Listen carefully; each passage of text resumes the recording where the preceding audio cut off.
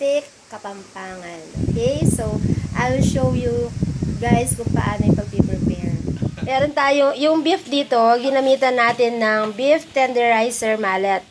Okay, kaya natin pinukpok sa mallet kasi para yung strand ng meat uh, medyo lumuwang para makapasok yung mga manuot yung ilalagay nating mga sangkap.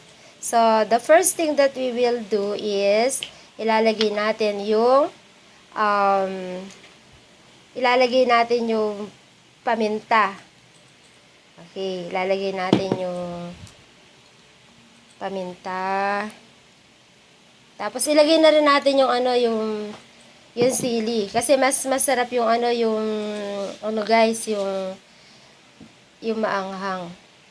Tapos ilalagay na din natin yung ating garlic. And then calamansi. Tapos ilalagay natin ang ating soy sauce. Okay. Okay. So, ahayaan lang natin itong mababad muna para sipsipin ng meat yung lasa ng ibinabad natin.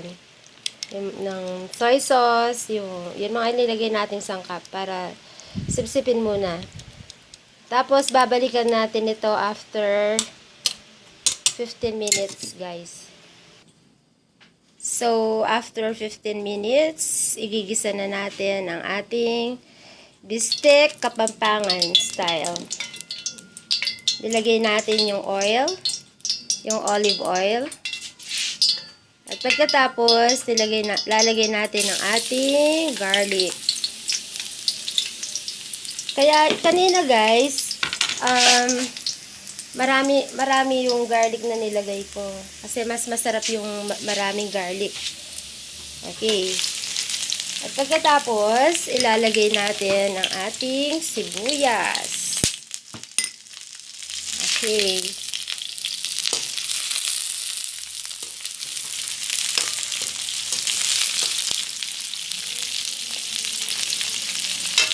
Okay. At pagkatapos, isa-isa natin ilalagay ang ating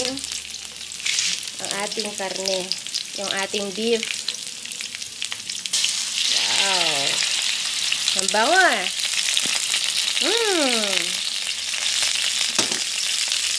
Lalagay na natin ang ating beef. Ayan. Ganda guys oh. Wow, sarap na itsura eh. At syempre, hindi lang yung tsura masarap yan. For sure, masarap yung lasa. Galing pa yan sa recipe ng lola ko. So guys, habang hinihintay nating maluto yung ating bistek, gawin ko muna prepare ko lang yung buko juice. Kasi pampa-refresh. Dahil sa sobrang init ng panahon, no guys, sobrang intense yung init ngayon ay. Sobrang init. Kaya itong buko na to, ito yung magpapa-quench sa thirst natin. Sarap ng buko eh. Sa school, pag bumili ka ng buko juice, di mo alam kung sobrang tamis. Di ko alam kung gaano pa yung amount ng sabaw ng juice na inilalagay nila. Pero syempre, tinitinda nila yun. Pero iba rin kasi yung ginawa sa bahay. So, ma-sure ka na unang-una, sure ka na malinis. Tapos, alam mo yung pagkakagawa. Okay, sarap nito ah. Lalagay ko ito sa freezer. So, para pag kumain, malamig. May malamig tayong inumin. So guys, luto na ang ating bistek. Kainan na. Close up natin, guys. Oh, see? Guys, oh. Yummy. Shout out muna tayo, guys. This is the first part of my greetings doon sa aking mga kaibigan na patuloy na sumusuporta sa aking vlog. Shout out tayo kay Hiroyasu Furuya, my student. Thank you so much. Maraming salamat po. Alcisha Sangab, maraming salamat sa pagsubaybay. Sana patuloy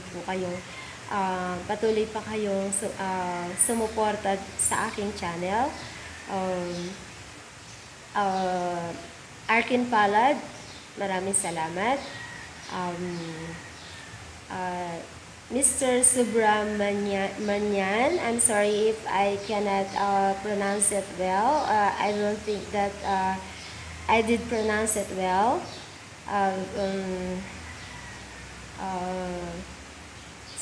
Sino pa ba? Wala akong list, pero kabisado ko kasi.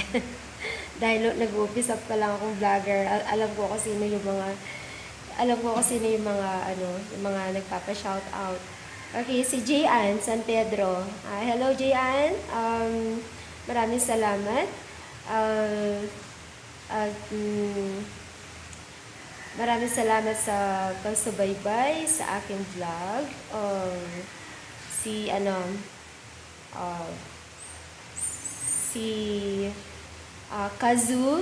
Kazu Pineda. Thank you so much. Maraming salamat. And then, sana po hindi po kayo magsasawa na sumuporta sa aking vlog. Dahil taos-puso po ako nagpapasalamat kasi kung hindi dahil po sa pag-subscribe ninyo, hindi po ako makakapanatili dito sa paggawa ng vlog. So yung alam nyo guys, but anyway, next time, shout out po ulit ako and I will make sure na lahat ng mga nakita kong pangalan din sa comment box at saka yung mga subscribers, I'll make sure na maggagawa ako ng listahan. Sana po huwag kayo magtampo kung hindi ko po kayo na-shout out, di ko po na-shout out yung pangalan nyo ngayon. But anyway, you know naman na I really appreciate your support. Ano nga ba? Okay. Saan kasi ako kanina? Okay. Sabi ko, please guys, you can suggest kung ano yung gusto ninyong i-vlog natin, kung ano yung gusto ninyong i-topic natin. So, I am open to all suggestions. Pero sana no negative vibes, friend, ha. Sana lang, yung positive comment. Wag mo na po, spread love po, not hate. And I just, alam nyo, kaya ako nag-vlog. Kasi, pinaghihinayangan ko yung mga memories. Yung tipong pagtanda ko, makikita ko ulit ito, babalikan ko ulit itong vlog na to, kung ano itsura ko, ngayon medyo bata pa ako, kung ano na ba yung mga pangyayari. So, gusto kong ilagay sa vlog ko yung mga memories na babalikan ko balang araw. And with you guys, you will always be a part of my memories. Sabi ko nga, pinapanalangin ko that I could bring you into an adventure or into a travel. Sana in the future, God will bless this, my heart's desire. Since I was a child, I always wanted to see a snow. You know, guys, babaw ng kaligayahan ko, no? Yun, I just always wanted to see a snow, to make a snowman, to play along the snow. Yun lang siguro, yung real picture na nakikita ko sa mga palabas, sa mga libro.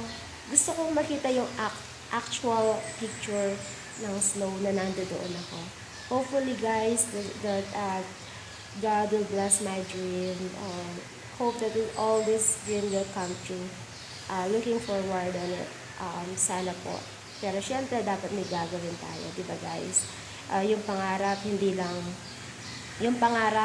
lang sa salita, dapat ginagawa din.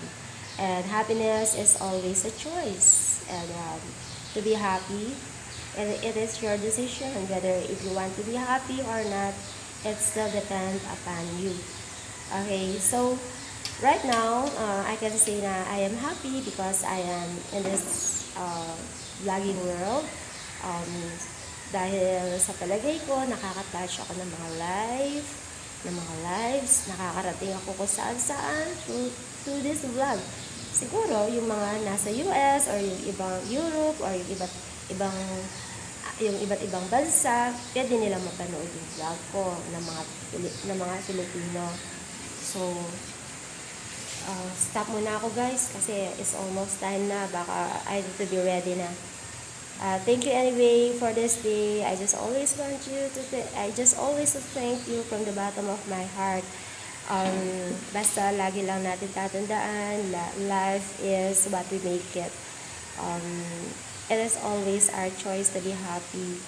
And then, siguro, kung yung life is 100%, siguro 90% of our or 80% of all our mistakes, siguro, no. 80% ng mga sakit ng loob, ng mga depression, bunga yun ng ibang tao. Yung mga maling choice natin na tao na pinili na maging part ng buhay natin. And then, yung other percent siguro ng ating mga problema, yung mga mali nating mga decision in life. Always remember God is always with us. Always remember, let God be the center of our life. Kasi God never fail to give us the most wonderful thing in our life is His love endures forever. His love is everlasting, endless. Yun lang. Kaya kapag masaya na tayo, we must always remember na si Lord. Pag malungkot tayo, we always remember the Lord also. So, sa masaya man or malungkot ang buhay natin, let's always remember the Lord. God will be our strength. Siya yung reason kaya tayo nabubuhay sa mundo. Hindi yung pera, or although kailangan natin yung pera, pero hindi yan ang buhay natin. Mawawala lang lahat yan. Everything will turn into dust. Pati yung buhay natin. Para lang tayo isang bulaklak na mabango, na namukadkad, and then after a while, malalanta na tayo. So, character matters. So, tsaka yung pag-trust natin kay God, yung faith natin. Kailangan naging matatag tayo sa faith. Dahil without God, we cannot do anything. Okay, thank you so much guys for everything. This is just a positive side of my vlog kasi yung mga nakaraan malungkot. It is just part of my moving on. Yung pagkawala ni Murphy, I know na dahil minahal ko siya, minahal niya ako, sapat na yun. Nananatili siya sa puso ko. Thank you so much. Hope that through this vlog, makakakita ako ng mga tapat na mga kaibigan. Yung mga totoo talaga ng mga friends. Thank you so much. God bless.